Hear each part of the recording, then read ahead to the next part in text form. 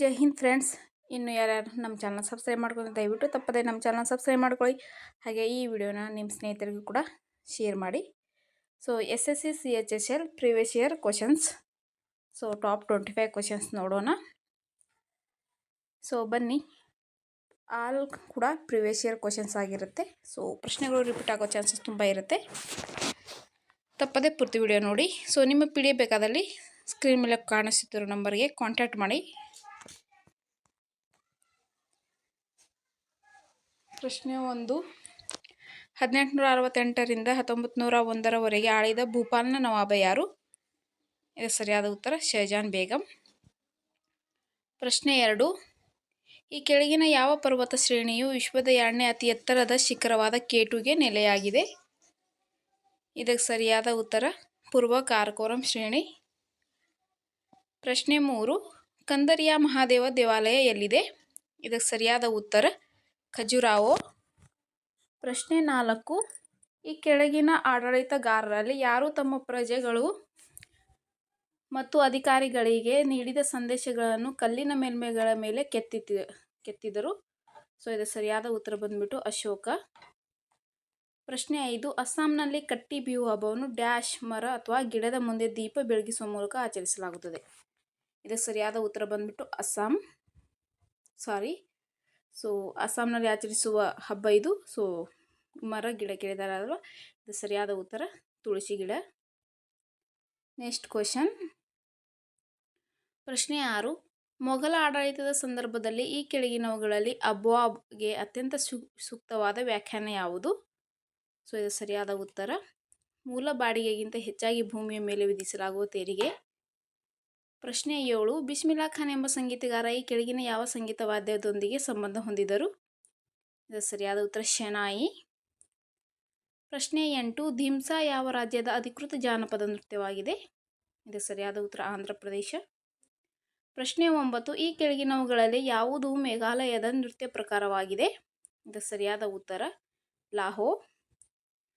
ಪ್ರಶ್ನೆ 10, ಸಸ್ಯಗಳಲ್ಲಿನ ಕ್ಲೋರೋಫಿಲ್ ರಚನೆಯ ಸ್ವರೂಪವನ್ನು ವಿವರಿಸಿದ್ದಕ್ಕಾಗಿ ಮತ್ತು ಮೆಗ್ನೀಷಿಯಂ ಅನ್ನು ಅದರ ರಚನೆಯಲ್ಲಿ ಕೇಂದ್ರ ಅಂಶವೆಂದು ಗುರುತಿಸಿದ್ದಕ್ಕಾಗಿ 1915ರಲ್ಲಿ ನೊಬೆಲ್ ಪ್ರಶಸ್ತಿಯನ್ನು ಗೆದ್ದ ವಿಜ್ಞಾನಿ ಯಾರು? ಇದು ಸರಿಯಾದ ಉತ್ತರ ರಿಚರ್ಡ್ ವಿಲ್ ಸ್ಟಾರ್ಟರ್.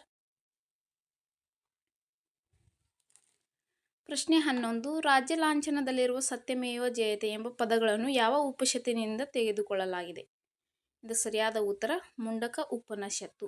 ಸೊ ಇವೆಲ್ಲ ಪದೇ ಪದೇ ಕೇಳಲಾಗಿರೋ ಪ್ರಶ್ನೋತ್ತರಗಳು. ಸೊ ನೋಟ್ ಮಾಡ್ಕೊಳ್ಳಿ. ಪ್ರಶ್ನೆ 12, ಪ್ರಾಚೀನ ಭಾರತದ ರಾಜರನ್ನು ಹೊಗಳುತ್ತಾ ರಚಿಸಲಾದ ಶಾಸನಗಳನ್ನು ಡ್ಯಾಶ್ ಎಂದು ಕರೆಯಲಾಗುತ್ತದೆ? ಇದು ಸರಿಯಾದ ಉತ್ತರ ಪ್ರಶಸ್ತಿಗಳು. ಪ್ರಶ್ನೆ 13, ಪಿಕ್ಲಿಹಾಲ್ ಮತ್ತು ಉಟ್ನೂರ್ ಪ್ರಮುಖ ಡ್ಯಾಶ್ ತಾಣಗಳಾಗಿವೆ? ಇದು ಸರಿಯಾದ ಉತ್ತರ ನವಶಿಲಾಯುಗದ. ಪ್ರಶ್ನೆ 14, ಪ್ರಸಿದ್ಧ ಚೀನಿ ಪ್ರವಾಸಿಗ ಹುಯೆನ್ಸಾಂಗ್ ಯಾವ ಚಕ್ರವರ್ತಿ ಆಳ್ವಿಕೆಯಲ್ಲಿ ಭಾರತಕ್ಕೆ ಭೇಟಿ ನೀಡಿದನು? ಇದು ಸರಿಯಾದ ಉತ್ತರ ಹರ್ಷವರ್ಧನ. ಪ್ರಶ್ನೆ 15, 1929ರಲ್ಲಿ ಸಾರ್ವಜನಿಕ ಸುರಕ್ಷತಾ ಮಸೂದೆಯನ್ನು ವಿರೋಧಿಸಿದ ಭಗತ್ ಸಿಂಗ್ ಜೊತೆ ಕೇಂದ್ರ ಶಾಸಕಾಂಗ ಸಭೆಯಲ್ಲಿ ಬಾಂಬ್ ಎಸೆದವರು ಯಾರು? ಇದು ಸರಿಯಾದ ಉತ್ತರ ಬಟುಕೇಶ್ವರ ದತ್ತ.